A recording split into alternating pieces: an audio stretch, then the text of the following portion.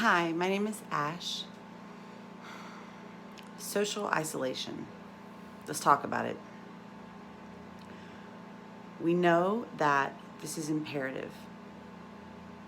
It went from no concerts, no bars, down to no weddings, no church gatherings, down to small gatherings of friends, 10 or less. And they're saying that the best chance we have of keeping this thing as contained as possible is social isolation. Here is the huge problem with that.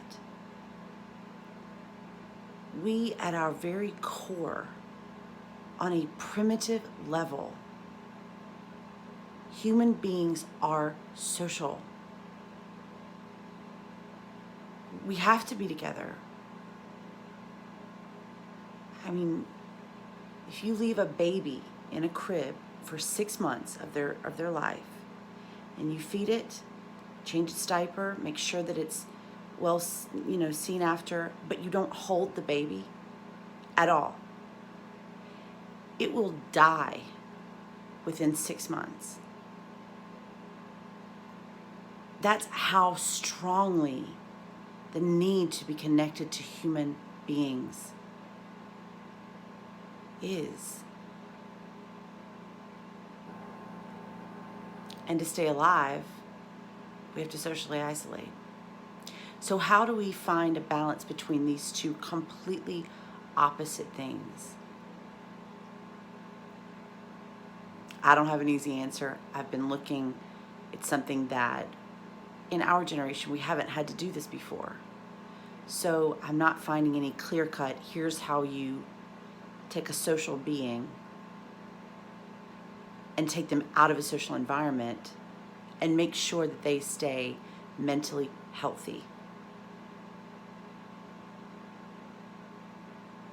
What I do know is that the irony is that since social media has come about, we're more connected than we've ever been.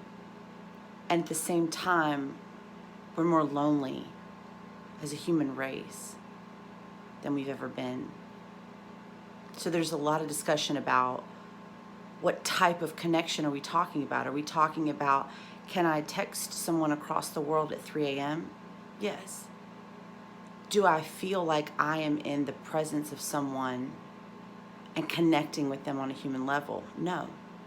How many times have we gone to a restaurant? Don't go to restaurants right now if you can help it, guys. How many times have we gone to a restaurant and everyone at the table is on their phone? One time I saw a group of people on their phone talking to each other on the phones. So something really amazing that's going to come out of this is that we are going to reevaluate what it means to be connected on a human level. What we thought human connection was, as social media has begun to really take hold of society, is not the case.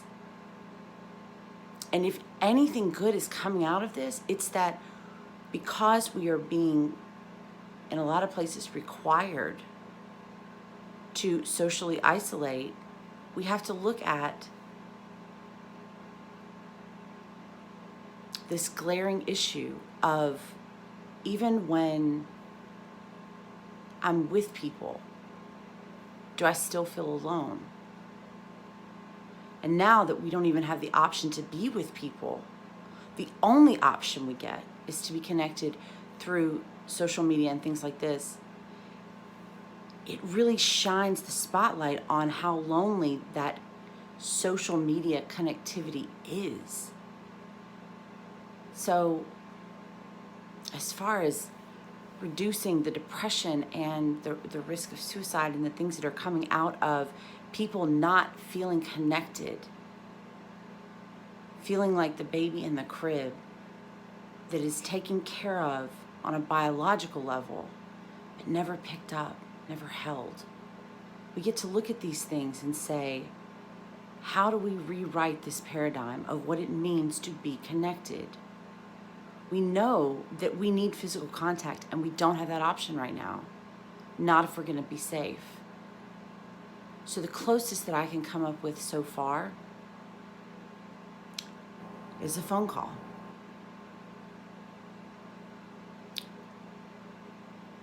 It's almost rude to call someone now. It needs to be really important, and they need to be in a close circle of yours for you to call someone. We text, maybe we email, maybe we follow each other's feeds, but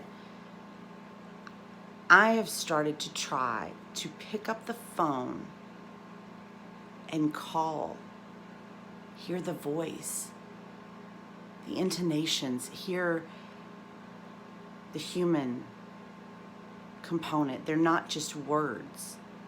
There's a human being. And I started with people that I love, that are my immediate family. And then once a day I'm trying to call someone that I haven't spoken to in years, or who is a friend, but that's always a texting friend, just to hear their voice. Because that's going to balance out some of the truly detrimental effects to our mental health from social isolation. Is to try to reconnect, even though we can't do it physically, but that we can still reconnect. What I'm excited about is that we are going to come up with, the human spirit is so brilliant. We're going to come up with ways to reconnect, to avoid the effects of social isolation that make us feel more connected than we felt before this even happened. Possibly during social isolation, make us feel more connected than we did before we were isolated.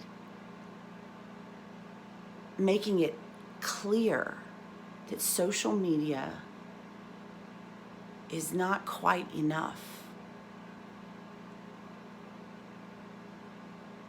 I want to hear your voice, and I want to connect with you on a deep level. I don't want to just like your post. I want to hear you say you're okay, or you're sad, or you're scared. I want to connect again the way that we used to. And I'm not going to go on some diatribe about the good old days, not at all. I'm so grateful for social media. We all are. The things that it's able to do for us as a global community of human beings. There's no need to go into how invaluable that is.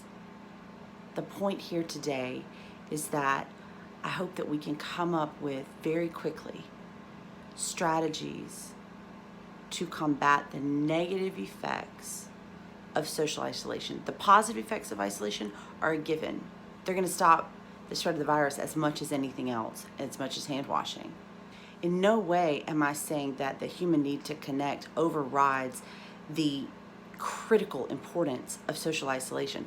I'm saying I'm looking forward to seeing with what we come up with to connect. And if through all of this we become more grateful, once this does all subside, to sit at a table and share a meal with someone and put the phone down, to hug someone with all we have, that all of a sudden physical human contact will become important again. Calling will be equally as viable as a text again. That through being forced to be isolated, we will gain the appreciation for what it means to be connected, truly connected to one another. That's all for today, guys. I love you so much. I'll see you tomorrow. Bye.